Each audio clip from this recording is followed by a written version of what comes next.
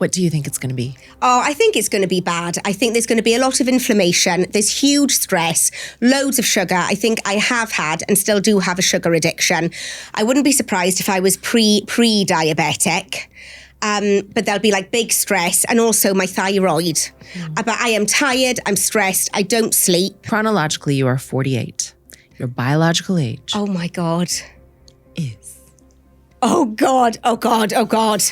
Oh my God! This is What's My Age Again, the podcast where we test biological age against the number on your passport and ask what life has really done to your body. My guest today is Joanna Page, actress, presenter, mom of 4, and one of Britain's most recognizable and loved faces. From Love Actually to Gavin Stacey, Joanna's career has spanned decades, but alongside the work, she's lived a life that has required a lot of endurance, if you don't mind me saying so to your face.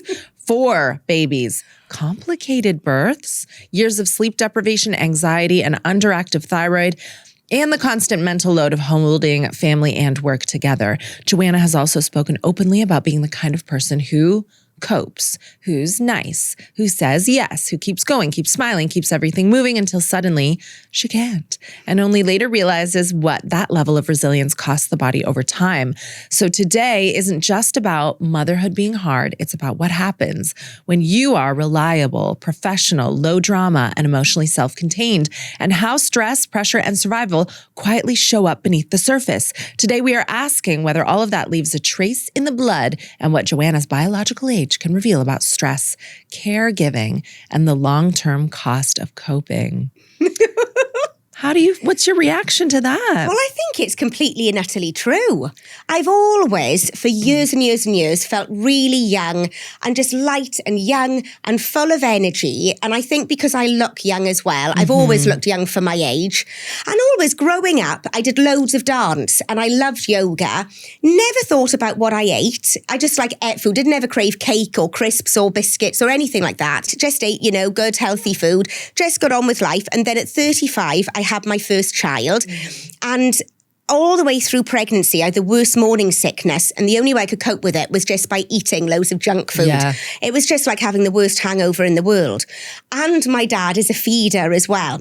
All he wants to do is just feed you and just give and give and give. And so I just loved that. I would sit in their house back in Swansea, and he would just give me non-stop food. And I just ate and ate and ate and got quite big. And then I just assumed, because I've never been big or anything, I assumed after giving birth, the weight would just naturally just drop off. And it didn't. And I wasn't bothered about it. I was breastfeeding on demand. Yeah. Absolutely loved that. Was ravenous. I didn't even think about myself. I just wanted to be there, cutched up with my baby, and just started then really craving sugar. And every day I would have this banoffee pie. It's got such wonderful memories in my mind, right? This banoffee pie cake. I'd eat half of it. It was about this big. Half of it one day. And then the next day I'd eat the other half, go back and buy another one. The next day eat a half. I just did that for years. Delicious. And would have pints of milk all the way through the night with big 4-bar Kit Kats. Yeah. Shove the baby on the boob. And that's basically what I've done for the last 12 years. And I've sort of breastfed non-stop for about the last 12 years. And I've just loved it, and I've not thought about myself at all. And it's only recently, just before Christmas, that I did start thinking, I think you've got to sort yourself out because you've got 4 young children, you're coming up to your 50s, and I don't think that you can just get by on kind of going, well, things will be fine, I've always been fit, I've always been healthy, it doesn't matter if I'm not thinking about myself. I did start worrying, thinking, you don't want to become diabetic or have a stroke or get heart disease, you've got to do something about it. Yeah. So I started changing my diet, and then also thinking about, just thinking, fuck it, I can't be everything to everyone. And you know what? It's not bad to turn around and say no to work, and say no to the kids, and go, no, mummy has to sit down on the sofa and watch an episode of something, or just sit down and read a magazine about houses, or just sit down and not do anything and just have 5 minutes to myself.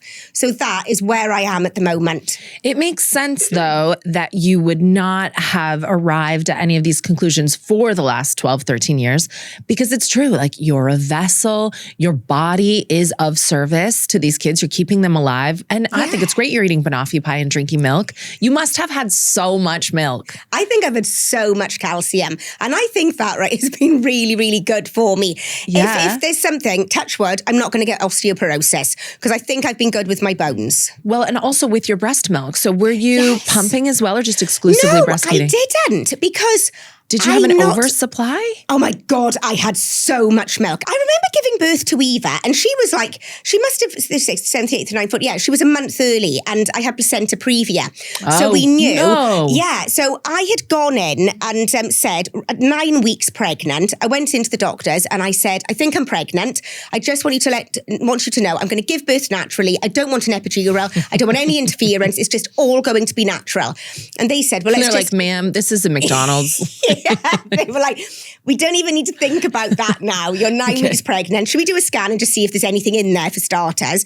So we did that. And then at 20 weeks pregnant, we found out I had placenta previa. Yeah. So for people who don't know, the placenta is like in the way of where the baby would be born. Well, yeah, because it should be growing sort of like up the top. Fine. And mine was growing all the way down the bottom, completely covering the cervix. So there's no way the baby can get out. And then you can have bleeding with that. Well, yeah, because you've got the weight then of the baby and it's pressing down on, the cervix because the placenta's there. They said to me, we're hoping it's going to eventually shift. It didn't shift. It sort of spread across the front as well. Yeah. And they said, you'll probably get to about 30 weeks and then you'll start bleeding. You'll probably have 3 bleeds. The last one will be big. And then, when the last one comes, the baby will come and you just need to make sure that you're near a hospital. And I just always remember them saying, I went in for a scan at 20 weeks and they were like, yeah, everything's great. Baby's looking really good. Have you had any bleeding? So I was just like, no, nothing at all. So they were like, okay, well, absolutely fine. But just to say, if you do have bleeding and it's bright red and it just starts shooting just down your leg like lines, just get to a hospital as soon as possible. And then they said, go and chat to the doctor. They'll tell you everything then. And I love that they have to tell women that because like you say, you put yourself last. You're not thinking about yourself. Like we live in a world where we have to tell women if bright red blood starts shooting down your legs, seek medical attention. Yeah. I mean, don't go, like, I don't want to make a fuss. Yes. Like, sorry. But that's what I was like with my first pregnancy. And then my nan, who was a nurse, she knew straight away how serious that was. Yeah. I said to everybody, look, I don't want to even discuss it. I can't have that in my head. I just want to be, I bought like loads and loads of books. And I thought, I just actually now want to be like a cow, have nothing in my head. Like when a cow is pregnant and they're in a field, they're not thinking about their diet. They're not thinking or worrying or planning. They're just standing there. Their head is vacant and they're just a vessel and they're just getting through each day. How do you know that? Only from what I've sensed. I love that you're out in Swansea sensing the cows. Yeah. And so that's how I got by day to day. And then at 30 weeks, I did start bleeding. Okay. Got rushed into hospital and then was quite surprised by how much you can bleed during pregnancy. And then it turns out that still everything is fine. Mm-hmm. And I was in hospital overnight on Christmas Eve going into Christmas Day. And I've got to be honest, it's one of the best Christmases I've ever had. I was in hospital. You could just hear babies crying. I had a telly and carols and hymns were playing. My parents brought in a box of chocolates for me. Everybody went and I was on my own. And I was like, oh my God, this is a revelation. This is really nice. Then I got to 32 weeks pregnant, had a really big bleed and was taken into hospital and was kept in there for a week and then transferred to another hospital in London. Because in the meantime, I had, we were living in London and then we'd moved out to the countryside, out to Oxfordshire. Yeah. But I still thought, well, I know London. I've been there since I was 18. So I'm still going to go to a hospital in London to give birth, even though we now live 2 hours away. Oh. Because when you give birth, it takes like about 36 hours. I'm going to have plenty of time to drive in. Didn't ever think that there would be complications and you're going to be hemorrhaging and you need to get to a hospital fast. So then we had to move to a hotel in London and stay next door to the hospital because they said your third bleed now will be the bleed where the baby will come. So if you want to deliver here in the hospital that you've been coming to regularly and where we know you need to be close to us. Because if you're back home, you can go to your local hospital, which is absolutely fine. And, my local hospital was just brilliant. But I thought they know my history. This is so serious now. I've already had 2 bleeds. I don't want to chance anything. Yeah. So for the last week of the pregnancy, we lived in a hotel next door to the hospital. I just ate chocolate and played games on my iPad while my husband, it was amazing. And if I could go back and do that now, I would flipping love it. But at the time, I had nowhere to nest. So I was just packing a rucksack, unpacking it, doing this, trying to nest. And then one day, I woke up in the morning. I hadn't gone to bed until 7:30 in the morning because something felt off and the baby had stopped moving. But I wouldn't do anything about it. I was like, no, I'm not going to the hospital. I don't want to make a fuss. When things happen and when I go into labour, I don't ever want to go to the hospital because I don't want to make a fuss. And my husband's always going, well, your waters have gone or you're hemorrhaging. It's quite clear something is wrong. You're clearly in labour. And I'm like, I might not be. I don't want to get there and make a fuss, put everybody out and make a fool of myself and I won't move from where I am. But I woke up at 9:30, turned the bed sheets over and there was just blood everywhere. And at that point I did with that one start, running to the hospital and got there in time and then had an emergency cesarean. And then what was weird was that she was a month early, it was an emergency cesarean, but my milk just came straight in. And then my nan told me that all of the women in our family have like a massive oversupply of milk. This is why you can communicate with cows. Oh my God, it's so well, yeah. And I don't even know, if I can even talk about things like this on here, if I'm getting too we love things gross. Like this on here. But I was so right. I don't have a lot of talents, right? I can act, right? But I'm not an amazing singer. I can't do the splits. I can't, do a cherry stem by my tongue. There's not like loads of things I can do, These are important talents right? that you've listed. I'm sorry that you don't possess them. I can produce milk. If there's something I can do, right, I can produce milk. I have an oversupply and this is, I've never told anybody this before, right? It doesn't just come out of the nipple. The areola and all of the little bumps around it so that the baby can see and sense how to get to the nipple. That's why they're there. Milk comes out of all of those as well. And it turned out that it came out of all of my Auntie Edna's. She's the only other woman that I've ever known who can produce milk from all of the other lumps. So me and my Auntie Edna are just like milk wizards. So does it get all over the baby's face then? No, because once you get going and the baby kind of latches on, their mouth. The whole thing is kind of in their mouth. I think a lot of listeners and watchers of What's My Age Again will know we do have little bumps on the areola. Yes. But what are they for if not milk? So I'm glad that yours are functional. Yes, because those are so that the baby can either, I don't know if it's to feel or to sort of sense. Like Braille? Yeah, kind of like Braille to sense where the nipple is. But because Eva was early, she had jaundice. So she would sort of go on, but then she was sort of slipping off. And I had this huge, it was just pouring out of me. I wasn't expecting it and didn't even know because I knew I was going to have a cesarean with the placenta previa. I hadn't gone to any classes. I'm very much a person who's impulsive and lives in the moment. And even though I carry a lot of stress and I've got a load of stuff going on, I don't actually worry that much. I can go to bed and just go bump straight out cold and sleep very easily because I'm very much of a, I'm really, really stressed, but fuck it. What's the worst that's going to happen? I'm going to get fired or you're going to send me back to Swansea. Or if you do, I don't care because I will go and get a job. If it's working down the local ice cream parlour, if it's taking people's dogs out for a walk, as long as I'm bringing money in and I can support the family and we're all happy, I don't care. What is the worst thing that's going to happen? So I can go to bed and just sort of chuck the stress away and not carry it with me. And so going into pregnancy, I didn't do any classes, didn't do any NCT. I thought to myself, you know what, I'll just breathe. Whatever happens, I'll just breathe. I will concentrate. I'll put my mind somewhere else and I'll just take deep breaths, whatever is going on. And that is what I did. So I had no idea about breastfeeding. I just assumed that I'd put her on, she'd go on straight away. And it doesn't ever happen like that. You have to they have to train themselves and it takes a while. My God, I had, all I remember massive chunks of my nipple coming out and my nipples bleeding. But I was very determined that I wanted to carry on because I had so much bloody milk. Yeah. And I also knew I wouldn't be organised with bottles. I've never liked maths. I don't like anything. And my mum's a Virgo and she makes lists and she's always asking me questions. And I've always got to be precise. Like, what time train are you getting? Where's the hotel that you're staying at? And it just makes me panic because I don't like anybody pinning me down and organising me. Yeah. So the thought of having to organise bottles, sort out the powder, sort out the milk. I was just like, no, I can't do any of that. And pumping as well. I just thought, no, I don't want to be organised. I just want to grab a baby, shove her on the boob. Yep. And I remember the breastfeeding woman saying, boob is everything. Oh my God, I'm actually wearing a bracelet right now, which has got a quote on it from Bo, which is just, I want boob. Because she'd just go, I want boob. But in this weird, accent. She almost sounded quite Swedish. I want boob. That's what she'd sound like. I know, I love their little toddler accent. Yeah. So in the end, it wasn't working trying to do all the latching and the rugby pose and all of that business. I just found that if I just grabbed Eva, shoved her on and shoved as much boob in as possible, she would just feed. And then that's suddenly what worked for us. And that's what it's been like with all of my children. I mean, and that is something really important that I think a lot of maybe husbands or people glaze over. Like when you are a breastfeeding mother, as I am right now, milk is so emotional. It's everything. And if you have an oversupply and if you can just latch these babies on and feed them, I think there are a lot of women who even feel badly bragging about that because it makes other women feel inferior. Like we're in this cycle now of you can't say that. You can't say you had an oversupply.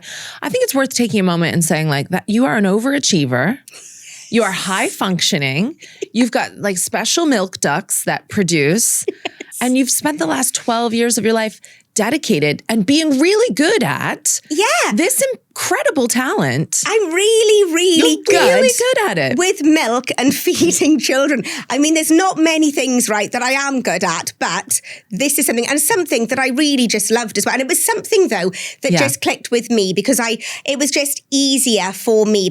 But there were times with, like with James, my husband, he did end up having a good talent because, men sort of they can't really do anything with that, can they? And he did have a talent because when we were trying to latch Eva and get her on in the hospital, I was just absolutely exhausted. And there was one point when there was just so much flipping milk and she wasn't taking it. And we were trying to get it into a syringe. So trying to, hand express. And the midwife was trying to hand express, get it into a thing and then syringe, put it through a syringe so we could feed her. And I was just out of it like that. And I got to say, there is a real technique to hand expressing. I haven't got it, but the midwife did. And I was attempting to. And it turns out, right, that James is from Bradford and he had a goat when he was younger. All right. But he milked her. Yeah. And there's a point when I was in the hospital and the midwife said, James, please, can you hand express the milk with Joe? And she said, Joe, do you mind? I was like, I don't give a shit. And I was just lying there like that with my eyes closed so tight with the midwife on one side and James on the other side. And I had the pair of them milking me. And I was quite happy with it. And he did have a very good technique. So he has contributed a bit to the breastfeeding. And that's why you've got 4 kids. Well done, James, for his special talent as well. But I think it's a really fascinating time for you to be coming on the podcast and to be taking accountancy of your health because you have been of service to these kids for all this time. And do you feel like Bo was definitely your last child? You don't have like one? Oh my God, she definitely is, but only because I've had my tubes cut. We always said I'm an only child and James is one of 4 boys. And I have never really thought about having kids. I've never ever thought really about getting married or being very mature. It was always just acting for me. And then I met James and then I thought, well, we went a good 10 years because we must have got married when we were about 25. Yeah. And then I went a good 10 years just acting and doing my career. And my mum always said, it will kick in. You know, it will happen probably when you're in your late 20s. Never ever felt maternal. And then at the age of 35, I genuinely woke up and just went, oh my God, I have to have a baby. I have to have a baby. Mm-hmm. And then we just started trying. I got pregnant and it was just, oh my God, it was like a switch just like flicked. But it was up until the day before I gave birth, I was still saying to James, what if I don't love it as much as I love the dog? Because I've always loved animals. And I was like, but what if I don't love it? And he said, don't worry, I'll do everything. If you don't, and you don't feel like that, I'll just do everything and we'll get through it. It'll be fine. Then I had her and I just don't think I let anybody else hold her. I mean, she was just everything. And I was just so like, oh my God, I am just like this mother lion. Yes, you know, it was amazing. We always said we were then going to have 4. And I was like, well, if, you know, however many you get to have, that's just a blessing. You can't tell how many you're going to have. Mm-hmm. So if we have 1, we're lucky. He always said 4. So we had Eva, then straight away I was really broody and I said, right, we've got to have another one. So we had Kit. And then James would have been happy to go, okay, there we are. I think 2 is enough. But I was like, no way, I definitely want another one. So then we had Noah. And after that, James said, that is it. Okay, no more, because it's going to break us emotionally, financially, physically, everything. We can't do any more. So I was like, okay, all right then. And so we went 5 years, because we're having them every 2 years. We went 5 years and I was so broody, but I went through the whole, 5 years. And then eventually the broodiness left me. And I got to, I was 44 and it had all eventually gone. And I woke up one day and I just suddenly felt really broody and really horny. And I look back now and I obviously must have been ovulating, but I wasn't doing any sticks or ovulation sticks or anything, because we weren't trying for any more. That was it. And, I dropped them off at school and I drove back home and he was in the garden and he was gardening and he was in a pair of really low slung, cheap tracksuit bottoms and bare chested. And he just looked like just a bit of a filthy gardener. You'd been watching The Walking Dead on the way home. Yes. And I just drove up and I said, quick, get upstairs, let's have sex now. He was over the moon, because bear in mind, we've got 3 kids. I'm on my arse and absolutely exhausted. So he was like, oh my God, what the hell is going on? Why do you want to have sex? Are you ovulating? I just went, oh my God, I don't know. I don't think I am. I'm 44. Don't be ridiculous. Yeah. I know. I was like, I'm 44, I don't know if I'm ovulating. In my head thinking, I think I probably am, because I don't often feel like this because I'm knackered. So we went upstairs and he was like, are you ovulating? Are you? I said, look, I don't know. And for God's sake, I'm 44. And also that month, because we had 3 kids and we were just exhausted, that month we actually had sex once. We did it once that month. And then a couple of weeks went by and I started feeling really weird. Like my stomach started feeling full and I was getting lots of cramping pains. And because of my age, in the Ocado order. Yeah. I know. I was like, get the food shopping. But yeah, because of my age, and the fact that we just done it once that month, I thought, well, I'm not pregnant. I think I've got something. I think, I need to go and see the doctor. I think I've got something seriously wrong with me. And then I got my period. And then I got to the end of the week and then just thought, no, this is weird. This is weird. I know what these feelings are like. And I was doing a radio show in Cardiff. And in Cardiff, everybody knows, because of Gavin and Stacey, our accents and who we are. So I put a mask on and went to the chemist, didn't speak and just got a load of pregnancy tests, did one. And then it turned out that I was pregnant. So I was over the moon. James was like, I phoned him to say that I was pregnant because he was in Oxfordshire. And I said, I've got something to tell you. Can you just leave the kids and go into the hall? Just be on your own because I've got something I've got to tell you. And he never ever thought that I was going to say I was going to be pregnant. His first thought was, oh my God, is she going to tell me she's having an affair or something? That is like how far away we were from, I could possibly be pregnant. And I went, he was devastated that you weren't having an affair. I was like, I'm pregnant. And I've never, ever heard him so quiet in his life.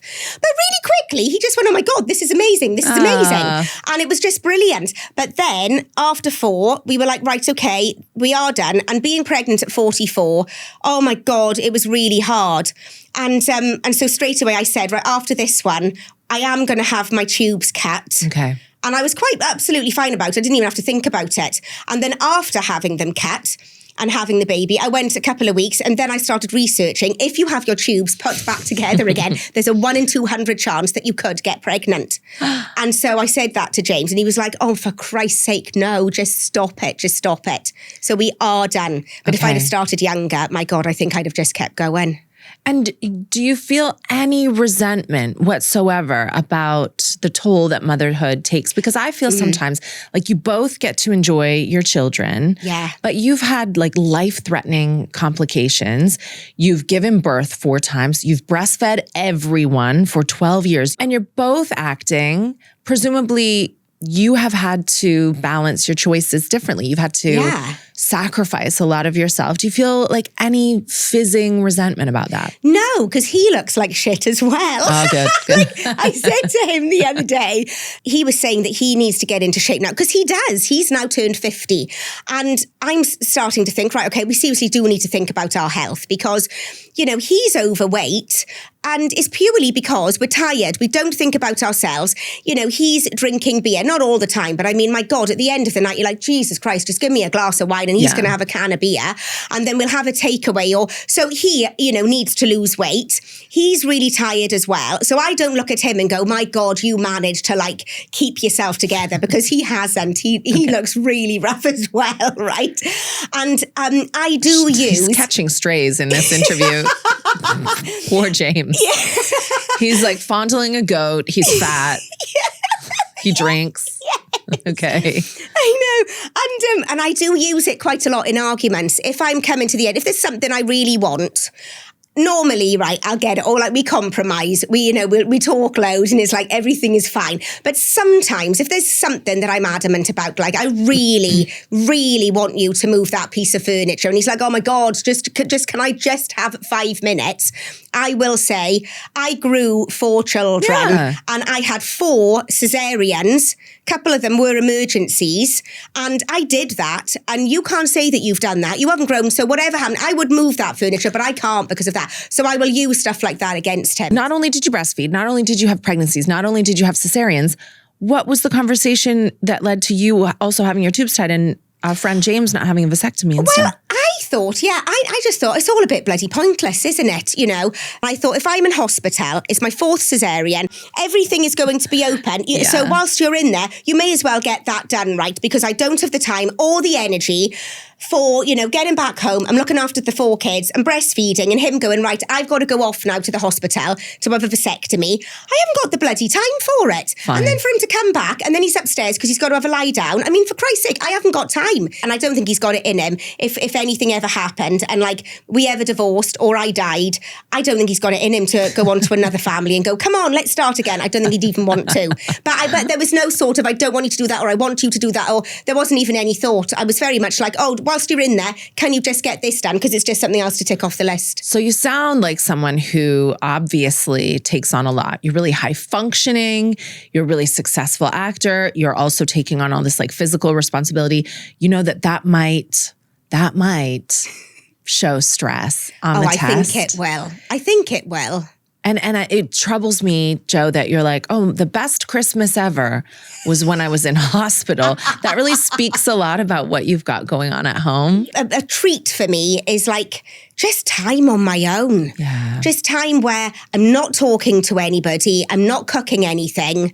And I think going into this year, I have started thinking more about myself and thinking, I just want to slow down. Or if we haven't managed to do this, or if I haven't got this thing sorted for work, well, who cares? What are you going to do? You're not going to take me out and shoot me, are you? What are you going to do? Do you have a good attitude about taking time for yourself, or do you feel guilt? I wasn't before, and like last year, it was full on with work. And I mean, I've taken like a good 7-8 years off with work. Yeah. And then trying to come back into it is really difficult. But I don't know, I'm not so sort of stressed that I'm like, oh my God, I've got to do a really good show, or I've got to do this, or I've got to do my next big acting thing after Gavin and Stacey. I don't really care. As long as I'm doing something that I'm happy and I'm not away from the kids for a lot of time. But I do get to stay in a hotel filming something for like about 3 days. So I do get to have a rest. That's nice. You know, then I'm happy with that.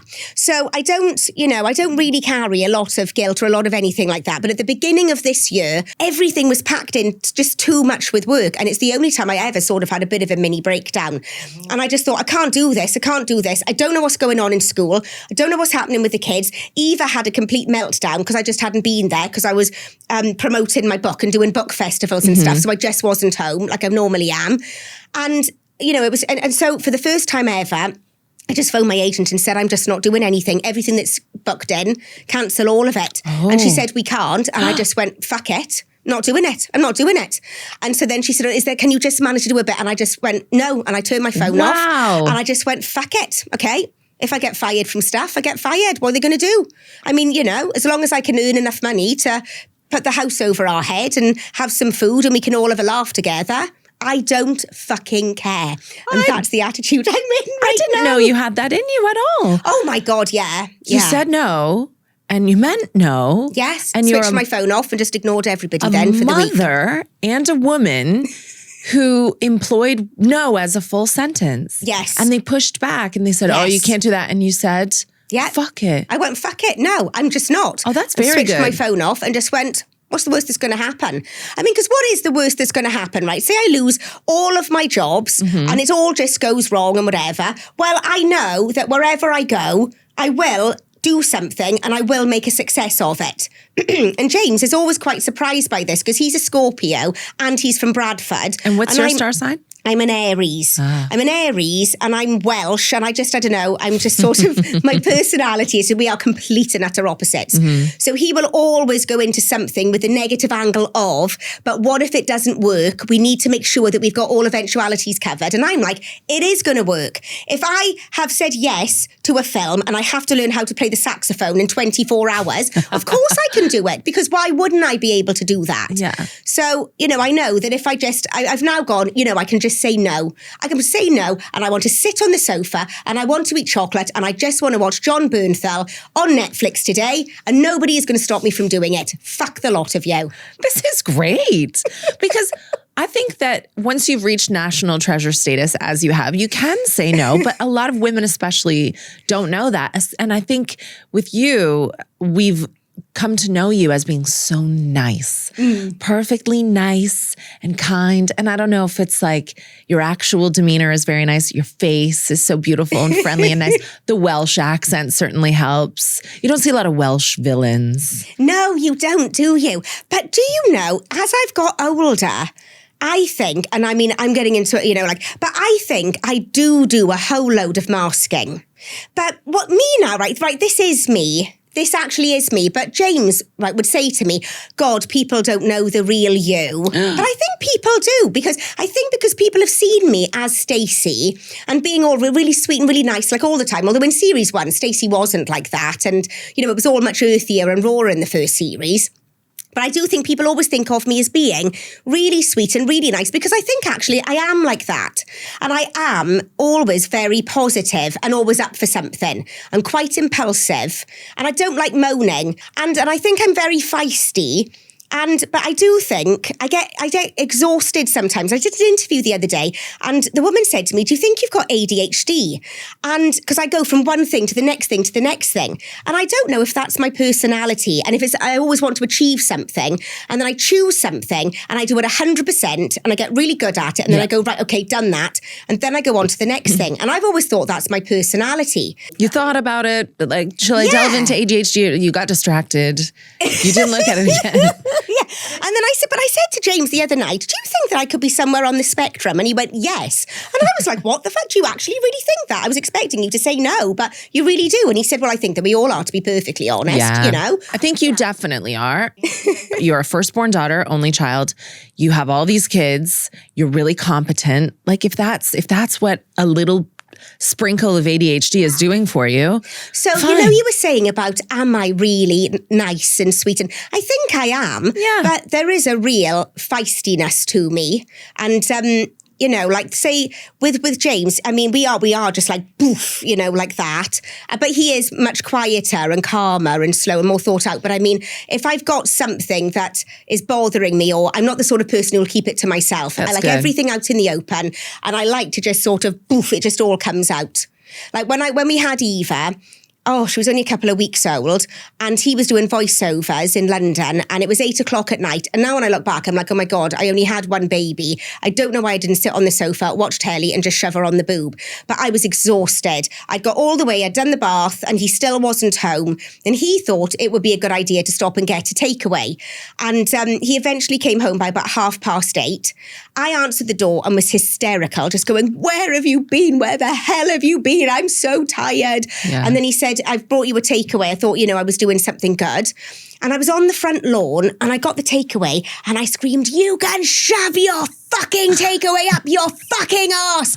And I sort of did a jump, looped it around and just threw it over the whole of the front lawn. Joanna, I have chucked a takeaway from my daughter's father into the lawn as well. Oh my God, that's amazing. I've done exactly that. Why did you do it and what happened? Because he was a bastard and because he was out too late and he thought that this measly offering of a takeaway made up for the fact that I had been destitute and trying to look after this really spicy newborn. Yes. And I did the same. Oh my God. Then I was hungry, so I went and retrieved it before the foxes. Well, oh my God. Did you get so it? I stormed upstairs, slammed the bedroom door, and he went and sort of collected it off the front lawn, put it on a plate, went upstairs, knocked on the bedroom door and went, I've put it outside, it's on a tray for you. And I went, fuck off, I don't want it. Waited until I heard him go, and then opened the door, got it, and then just ate it. Great. So not so nice, just Welsh. Yeah, just Welsh. Well, did you have pressure to be nice when you were growing up? Because I think women of our age, it was very much like, you know, keep calm and carry on and be nice and be accommodating. Yes, always. I think being an only child, I was like this golden child. And so I felt very much like I had to be perfect because there was so much love and so much, it was all, you know, on me. So, you know, but then also my personality, I always did want to be perfect. I would go into doing something and it's like, oh my God, you've always got to be the best. You've got to be perfect. There's no point doing it unless you do 100% and you do your best. Okay. And then I was head girl in my junior school, a head girl in my comprehensive school. I mean, I was like, always, you know, got to be perfect. And then, you know, I think then as a woman anyway, you sort of grow up and it's like, I don't want to make a fuss. I don't want to, you know, put my hand up and say, well, I don't agree with this, or I don't want to make a noise. I just want to put a smile on my face, do my best work, always be perfect. And I think now I think it was getting married. I had my first argument with my mum because I was getting married. I was also filming something in Manchester, trying to get down to Swansea to organise the wedding. And then mum wanted me to go and visit my auntie Kirstine just because I was there to go and visit. We made this massive row in the middle of Swansea where I just said, I can't. There's just too much going on. I'm sorry, I can't go and visit and just be perfect. I just can't. We had this huge argument, and it's the first time really that I turned around and said no.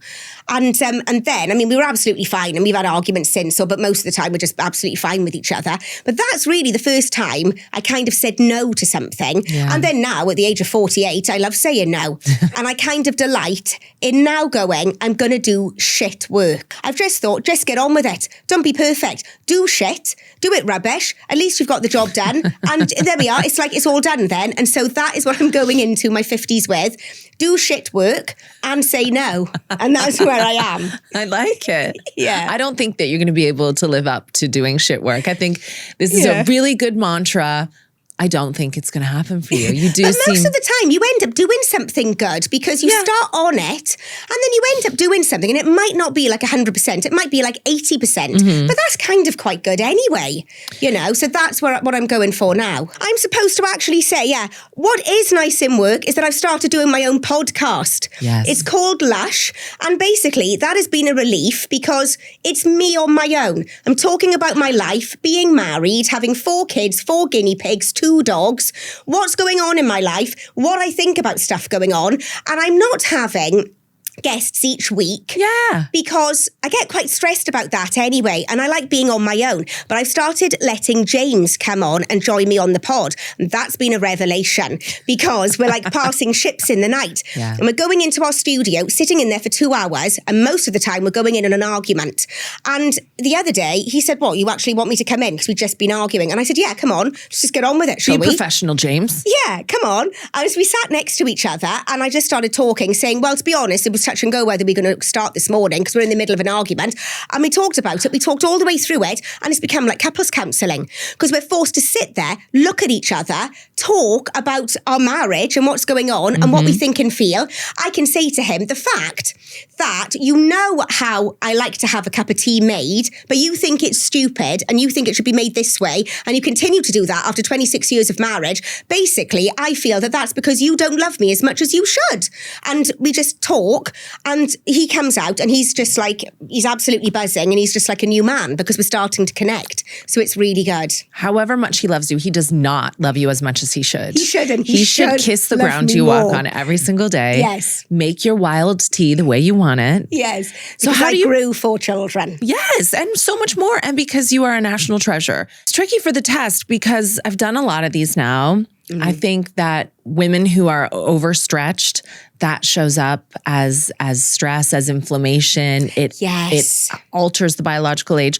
But the way that you're explaining it to me, Joanna, you seem like stressed, but in a good way. And you're hyper independent and you're high performance, but you like it that way and you don't sweat the small stuff. Yeah. You've got a lot going on, but maybe it isn't like what do you mean you've got anxiety if you're not actually worried about it? Well, yeah, because I can worry about stuff and there's loads of stuff building up and I can carry that, but then I can let it go easily. Mm-hmm. But I get really, really stressed and it's all piling up and everybody's demanding everything. But then I am very good at, I reach boiling point and then I turn around and I just go, fuck off. No, leave me alone. I just want to be on my own. I just want to have some food, have a cup of tea, watch the telly. Yeah. No, go away, leave me alone. And I can sleep very easily. And I don't, there's that sort of whole thing, like physically it will be in my body and I can feel my stomach going and I'm like, oh my God, like that. But I don't carry it in my head. Okay. I don't worry.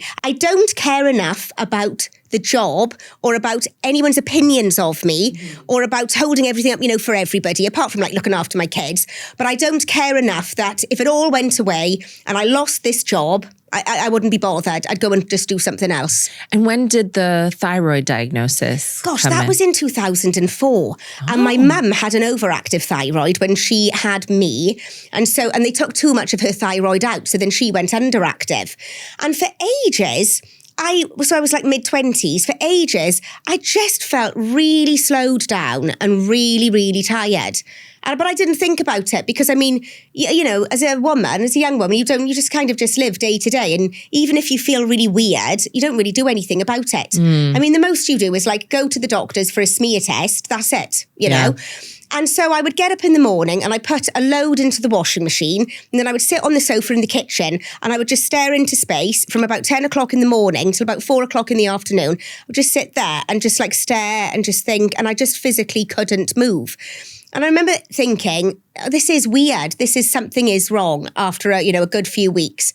So I went to the doctor and then I had a blood test. And I remember walking home from the doctor's and I could barely walk. I could just barely get home. And then I got a letter saying, we've discovered you've got an underactive thyroid. Mm-hmm. And your thyroid is the thing, that your body clock, it controls your fertility, your weight, your speed, everything about you it controls.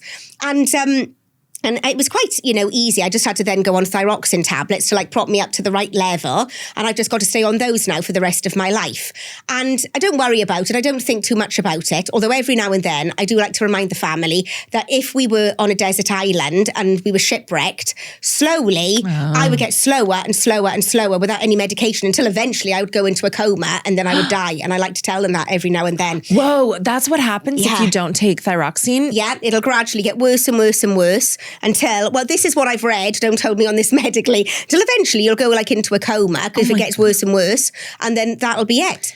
And do you know anything about what causes it? Is it an autoimmune thing? Yeah, it's an autoimmune thing. And there's loads of different types of it as well. So what I've got isn't necessarily an autoimmune one, although it kind of is because my body's attacking itself. But there are far worse kinds, because with mine, all I've got to take is like the thyroxine every day. And so far, I've been absolutely fine. But with other people, there's like the Hashimoto's disease and all of that sort of stuff. And I think it can be a lot worse. But with mine, it's been quite easy to control all these years. And every now and then, I'll sometimes get palpitations because it really changes with your hormones and all the different things you go through in life. And now that I've had 4 kids, your levels really change. And then when you're pregnant, if you're underactive, you can end up miscarrying or not getting pregnant. And then when I was pregnant, we really had to up my dose of thyroxine and make it a lot higher. And then after pregnancy, we had to put my levels back down again because I was starting to get palpitations and being even like faster than I normally am. And then they had to like lower me and then put me on a level then where I was just a lot calmer. And then what about with being in your mid-40s and perimenopause, like knocking at all of our doors, and we were not educated about it? Oh my God, not at all. No. How does that impact a thyroid? Because then your hormones would change again. Well, they'll change again. So I'll just probably have to have I'm supposed to have blood tests every 6 months, and then it'll just tell you what your levels are. And then they'll just probably have to adjust my dose. But what's weird about being perimenopausal is that I never ever thought about that when having my last child at 44. I just kind of thought, oh my God, would I ever get pregnant at 44? I probably won't. I never thought now at the age of 48 and having a 4-year-old, how utterly exhausting that is. And how my moods are shifting. I don't have the same amount of patience. I'm just very much like, Jesus Christ, can't we just get on with things? And also because my progesterone is leaving my body, and the hormones that, I think it's that hormone, which is the mothering and wanting to nurture. So my God, when I was in my 30s, I could take anything. It was just like, oh my God, I don't mind that it's the 7th time you've taken your socks on and off because you can feel something weird and we still haven't left out, gone out the door. Yeah. And you've taken all your clothes off again. And it's just, it's like, I could take anything at all. Now I'm I have to take deep breaths, and I really, because my patience and my motherly side is now starting to kind of leave. I mean, it's still there and I'm still motherly and nurturing, but I mean, before I could have done anything and it was like, oh my God, come on, like I got you on my back, you under here, let's get the boobs out, let's give everybody milk, and now I really have to like take a deep breath. Yeah. And it was not last year, but the year before, oh my God, I sunk into this huge depression. Oh no. And I've never in my life ever suffered from depression, ever. And I was finding it was just this awful heaviness and this darkness and this mood, which was just on me. And I'd wake up in the morning and I would just sit in bed and just sob and sob and sob. And I would say to James, I can't shift it. There's not even words for what it is. I'm not sad over anything. And your daughter was 2 and you're still breastfeeding at this point. Yes. Wow. And so I was like, I don't know, there's no words to even describe it. Nothing has happened. Nothing is wrong. I just have this heaviness in my heart. I'm worried about everybody dying. I'm worried that when I die, who is going to look after the children? Who's going to make sure that they're all right? And then which one of us is going to go first? And then who's going to look after the children? And we're all going to die. And I have no control over that. And all I could describe was this blackness was just over me, and I would just be hysterically crying in bed. And I said to him, I can't get through this. Normally I can get through anything, right? I was like, I can't get through this. I'm really scared. I don't want to be here anymore. I don't want to feel like this anymore. And I haven't got it in me anymore to just push this aside and be the normal me. I can't do it anymore. I can't do it. And in the end, I went to the doctors about something else. Can't even remember what it was. Ended up talking to the doctor. And then she said, well, you're obviously perimenopausal. This is, the menopause is coming and this is why you're feeling like this. And then I didn't have any of the symptoms. It was just this mood and huge anxiety that we were all going to die. I had no control over anything. What if the kids died? What if I died? There wasn't anybody to look after them. And so she said, do you want to go on HRT? Yeah. And I'd not thought about it before. And I just, in the spur of the moment, went, yeah, okay, then right, come on. So she said, right, I'm going to put you on estrogen. I said, don't give me any gels, don't give me anything like that, because the dog's going to end up, if I rub something on my thigh, the dog's going to brush against me and she's just going to develop big boobs. I mean, it's like, so I said, I need some, and don't give me tablets because I won't take them. So she said, okay, I'll give you the lowest dose of patches and then progesterone, which, you have to take as well. Yep. And she gave me those and I went back home. And then that is the first time that I really contemplated then not ever having children again, because I had my patches and my progesterone, and I sat in the car and I sobbed and sobbed and sobbed, and I phoned James and I was going, oh my God, I'm not going to have any more children. This is the end of my fertility in this part of my life. I can't have another baby. Are you sure that I'm not going to get my tubes reversed? Because this is it. If I start taking this now, it's over. It's all over. And I hadn't even thought that way when I'd agreed to have my tubes tied. Yeah. Well, Kat, I was just kind of like, yeah, do it, let's just do it. I'd never even thought about it. And then I went a whole week and then I thought, oh God, you got to do something because you're going to end up doing something stupid here. You've got no control over these moods. This is awful. And so that's the only reason why I then went on the patches. And oh my God, like straight away, I just went, it just completely, that just lightened and I just went back to normal. And I just stayed completely normal for a whole year, was on them for a year. And then I think because then I went up to a slightly higher dose. And I think it was too high for me because then I started sort of getting palpitations and started getting quite jittery and nervy and getting that anxiety back. So I don't know, maybe I was on too much or maybe I wasn't on enough and I was starting to feel like that again. And I kind of thought, I don't want to do this anymore. I just want to go back to being me. And if that's with these awful moods or what, I don't know, I just want to sort of stabilise myself. And because I've never taken supplements, I don't take collagen, I've never put anything in me. I mean, my God, I cut my own hair. The most I do is dye my eyelashes. So I just thought I kind of want to reset and go back to me. And so I came off everything, didn't even speak to the doctor, just stopped taking everything and just thought, okay, we'll just see what happens. And I just slowly started feeling like the old me. Wow. And I had energy and I felt good. And I was like, oh my God, I feel in control. And I've been like that ever since. So I'm now 48 and I'm not on anything and I'm feeling fine. Okay. And I think I'll continue like this until I start feeling, symptoms again. And then I might go, right, okay, let's look into the patches again or see if I need or whatever. But at the moment, at 48, I'm not on anything and I'm feeling in control and not depressed and happy. Gosh. I mean, it might have even been a bit of postpartum anxiety. Yeah, or like it might this, have. When you're having all these kids and you're breastfeeding everyone, and you just never know. Each one could be different. Yeah. And I wonder if it was, our hormones are responsible for so much of our mood, but if it was a visit from perimenopause, I always ask myself, like, what is the biological reason, whatever you believe about nature or God or the universe, like, why make women feel that way? What is the purpose evolutionarily? I know. Do you know what I mean? For us to all want to kill ourselves and burn the house down.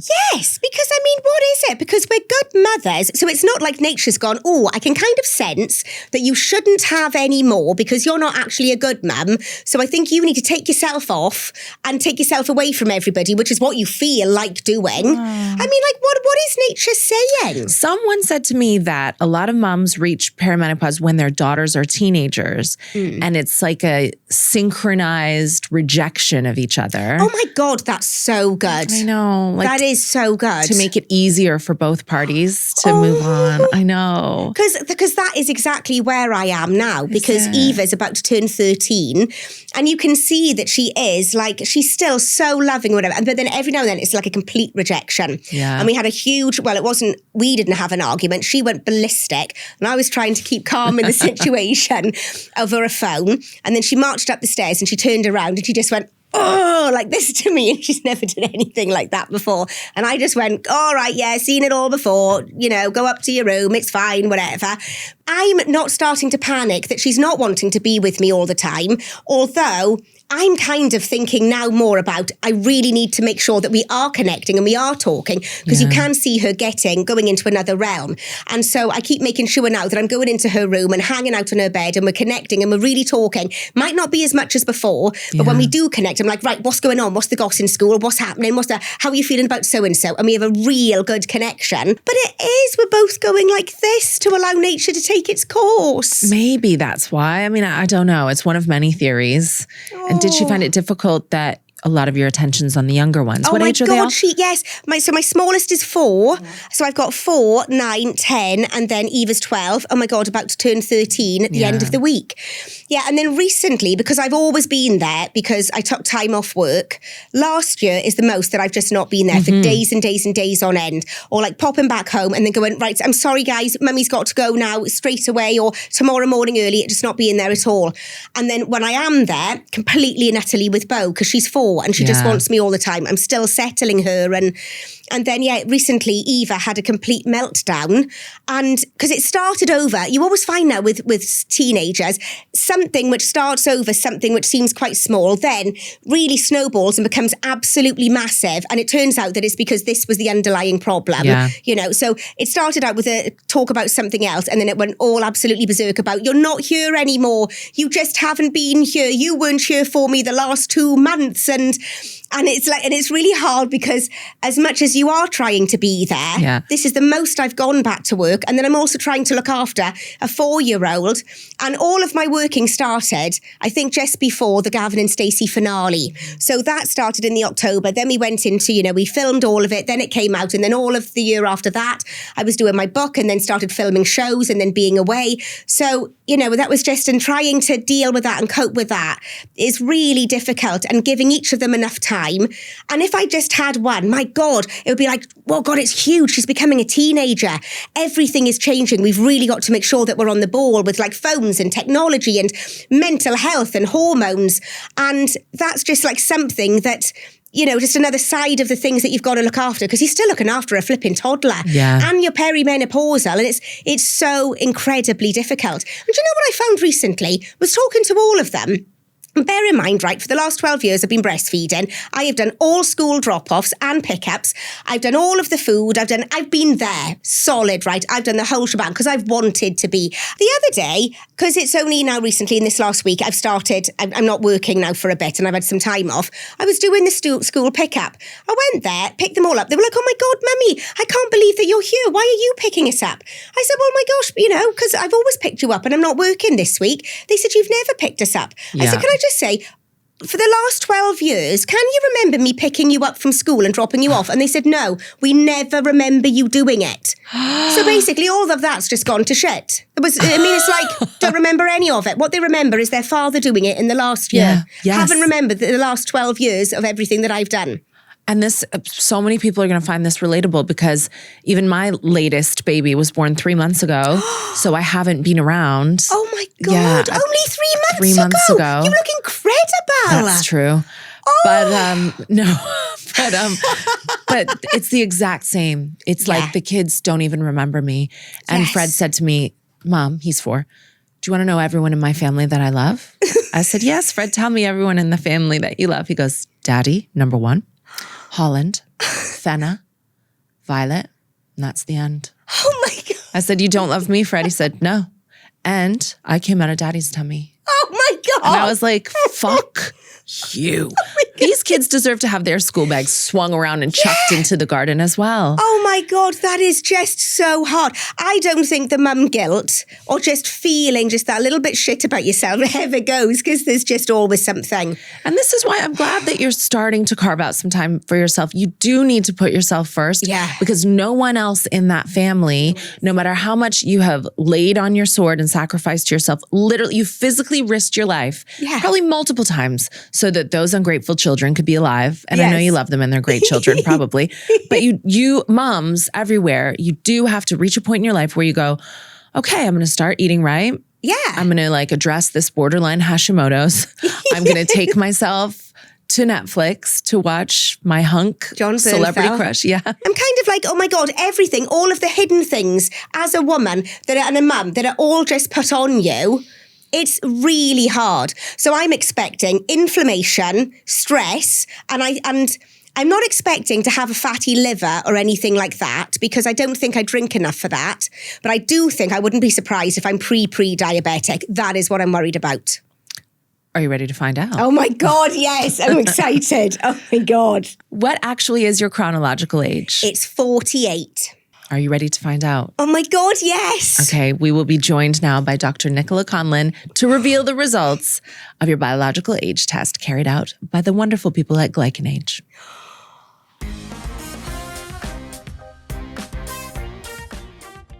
Joanna, we are now joined by Dr. Nicola Conlon, a science woman, to help us interpret the results of your biological age test.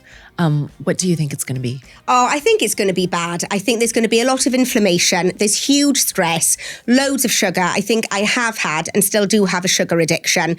I wouldn't be surprised if I was pre-diabetic. But there'll be big stress, and also my thyroid. But I am tired, I'm stressed, I don't sleep. Oh God, I just hope there's nothing bad with my liver, because I only drink a little bit of sherry. Yeah. Well, we took your blood, Joanna, and the people at GlycanAge tested it. And Nicola here has dedicated her career to human longevity. She has over a decade of research in cellular aging. So there is no one better to interpret your results and find out some steps forward, no matter what it is. Chronologically, you are 48. Your biological age. Oh my God. Is. Oh God, oh God, oh God. Oh my God, I'm 51. 51's not bad. Oh my God, I'm bloody 51. How do you feel about that? Right, I a slight shock because I saw a 5 and I was like, Jesus Christ, I'm older than 48. Quite pleased that it is under 55 because I was expecting 55 and above. Although I think because I'm a born optimist, deep inside I thought, no, but it's got to be, you've been young for ages and you look so young that it's got to be, you're going to be 48 because you always will be. So I would say that. I'm annoyed with myself and I'm shitting myself a bit now. 51! But you're in a weird place. Hormonally, breastfeeding wise, diet. Do you know what I mean? So this It's all reversible. Nicola, can you tell us more about this result? God. So this isn't dramatic. So it's a couple of years nudging up, and I've been listening and I've seen your health questionnaire and everything like that. By the way, we don't test your liver, so we don't know anything about the liver. Yeah. But it's definitely nudging up, which gives us little clues. But the main thing about biological age is it's almost like a little bit of an early warning before it really starts to show as anything else on the outside or how you're feeling. But I think in your case, I would 99% sure it's probably going to be to do with the thyroid. Oh, yes. Yeah, as Catherine mentioned, this is measuring inflammation. We know hyperthyroidism, where you've got slightly low or an underactive thyroid, can push inflammation up a little bit. And you described excellently earlier about what it is. It's basically involved in your metabolism. So it's going to have an impact on all of your body. And what it really has an impact on is energy production. So how efficient your body is at actually turning the food that you eat into the energy that all of your body actually needs to work and all of your cells need to work. And what this test is measuring is basically the health of your cells. So when you have an underactive thyroid, it means that your cells, if you imagine them trying to produce energy, they're just not quite doing it as effectively. And that means that's why you feel that tiredness, that fatigue. It also means you can have issues with sugar metabolism, which again is something you've highlighted. So one thing I would say is we do know that if you have an underactive thyroid, it can cause issues with the way your body reacts to sugar. And we do know that if you have excess sugar, it will push your biological age up. So maybe trying to, and I know you did say that before Christmas, you'd kind of had a big overhaul and thought, you know what, I'm not going to be eating the banoffee pie. I'm not going to, I'm going to really try and focus on myself and eat 3 meals a day and really try and improve that. That's really good. Like, I was really pleased to hear that. But my first thought is, can I take the cake? Yes, you may. Absolutely. We even have a little box for you. Oh, do you? Oh, thank you. I will be taking it. But you did say a couple months ago everyone in the house was sick. Is that around the time we took your blood? Yes, it was. Everybody was so bad over Christmas. Yeah. And also, it's the first time ever that I've genuinely been scared about my health, because we got this really bad flu type thing, and it really hit me, and I couldn't function, and it really, really knocked me out. And things don't normally do that. I can normally power through stuff. And I just remember thinking, I understand now why they say that flu kills, the babies and also the elderly. And for a while I thought, I genuinely don't know if I'm going to get back to normal. And that is round about the same time that I did do the blood test. I love that you think you're at the age where a cold snap could take you out. You're like, I'm going to die of the flu. It was round about the time we were going around on a light trail afterwards, because it was coming up to Christmas. And then I was left with this horrific cough, and James had just broken his toe, and we were going around on the light trail walking for ages, and I kept coughing, and by the time we got to the end of it, I was just like completely wet myself, because I thought, I've got no pelvic floor, I can't stop coughing because I'm so ill, and I'm walking everywhere, and I just thought, well, I'm done, I'm finished now, I'm finished. On the subject of pelvic floor, is motherhood a biological stressor? Like having 4 C-sections, having 4 children, men don't have the same toll on their bodies when they have that many kids. Yeah, so we know that childbirth is traumatic, and especially C-sections, that's surgery. And we do know there's studies that have shown that actual surgery, the trauma that it causes to the body, will increase biological age. But just in general, hearing about your life, you got 4 kids, you're working, you're showing up, you're taking them to school, you're trying to fit everything in, that always means that, and I think you said it as well, you're kind of running on this elevated stress that you described as being able to sort of feel in the body. Yeah. So that even though you're not thinking you're stressed, that feeling that you have in the body is like... It's always like that, or sometimes like that. So that's fight or flight. That feeling is fight or flight. And that's your body being on, switched on, oh my goodness, I've got to be prepared. I've got to be ready to go. And yes, we need that sometimes, but having that on all the time is ultimately causing inflammation. And that's what we're measuring in this test. So the fact that it's really only a couple of years higher, given everything that you said, I think this is actually a really good result. And I think the thing I would stress is something that you said you're already starting to do, but it's trying to say no, and also just take those moments for yourself, like where you just try to bring yourself down a notch and just sort of no phone, no kids, get outside, go for a walk, a little bit of exercise. I know you said you don't do any, but even just walking, fresh air, 20 minutes, 10 minutes, anything that you can try and grab for yourself. Yeah. Is just giving your body that chance to just have a little reset, drop the cortisol down, drop any inflammation down, and it's that daily reset that can really make a difference. Doing? I love jigsaws, right? And I've got a Hercule Poirot, Agatha Christie jigsaw. Ooh. And in the kitchen, I've got my armchair now. Do you know, basically, like when you move away from home and when you get to like, you know, your 30s or 40s, and then you go back to visit your parents and you are shocked by how old they've become because everything's become a lot smaller and they've just got like their two, you know, old armchairs and with the newspapers in between, and it's all a bit sort of smelly and all a bit just like where they settled. That's where I am now. I've got the armchair in the kitchen and I've got this metal thing on legs, which sort of looks a bit like a tablet table if you're in a hospital, medication table, and with a board, and I've got my jigsaw on it, and that is like there right in front of me. My husband is just like, oh my God, it's awful and it makes the kitchen look terrible, but if it works, it works. And I sit there, like yesterday morning, I sat there and the kids had gone to school and I thought, oh God, I need to be getting ready. And I thought, no, stuff it. And I sat there and I did my jigsaw with the dog next to me and I was like, oh my God, this is really nice. That's exactly it. That 10 minutes, just switching off is exactly what you need. Exactly what you need. And didn't you say on a previous episode, Nicola, that perimenopause or signs of that adds 8 years to the biological age? Way. Yeah, so subtract 8 years again from this. God. So definitely one thing I definitely did want to mention is because I know you said you'd been on HRT, you felt perimenopausal. Definitely keep an eye on the hormones because we do know that you get quite a significant increase in biological age, going from sort of the perimenopause to menopause transition.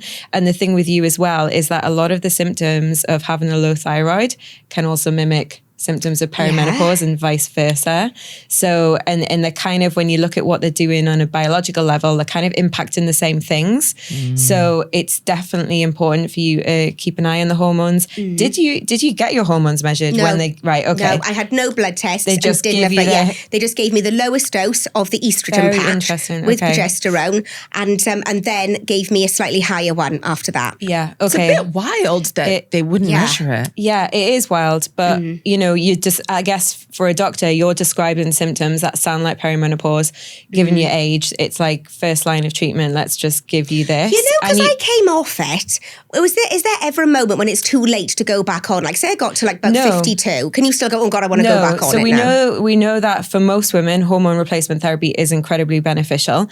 What's really interesting though about your case is from this test, we usually see some very common patterns if people are in perimenopause, and you did not come up as being in perimenopause. So really? I wonder if that anxiety, those symptoms that you were experiencing, it might just have been were hormonal depression, because Beau was 2 years old. Yeah, it could be your hormones resettling after pregnancy, after breastfeeding, things like that. So God, and I just assumed that's mad. That then makes me think, if I got my tubes put back together, I could still probably get another one out. You 1000% could. And I've read online about tubes untying themselves and finding their way back. Oh my God. I swear to God, I've read this. Right? I think that possibly could happen with me because I do think, I was very lucky in that I got pregnant very quickly. And so I think that if I tried to get my tubes put back, James won't believe I'm even saying this, if I tried to get my tubes put back together again, my ovulation really hits in hard these days as well. And Excuse I can me, really and feel you're when I'm probably ovulating. like hyper-ovulating. You probably ovulate like 2 eggs. Well, it's because it's nature's last chance, isn't it? Jesus Christ, I'm going to try it for another baby. Can you imagine you go home after this podcast and you trap James again, he's out in the garden, and you have triplets? Oh my God, I'd love that. I so miss just having a small one, like a hedgehog snuffling and just there. I'm going to try and have another baby. Oh my God, this podcast has been a revelation. I know I've still got it in me if I'm not perimenopausal. Fuck it, I'm going to look into getting my tubes put back together. I love it. I'm game for this. I can't wait to see what happens. It'll be great content for Lush. Yeah. We'll hear all about it on the podcast. Yeah. James will start drinking a lot. Yeah. He'll be excited though, because we'll get to have sex again. There you go. Well, it was a win-win having you here today. That was national treasure Joanna Page, just talking and talking up a storm. Funny every minute. Really seems stressed, though she says she's not stressed. As a mom of four myself, I just don't know how she does it. And if you want to hear more about Joanna's life, her thoughts, her opinions on things, and sometimes even from her husband, you've got to listen to her new podcast, Lush, wherever you get your podcasts. You can listen to What's My Age Again wherever you get your podcasts too, but you know that. Please like and subscribe if you have not already for more thrilling content like this.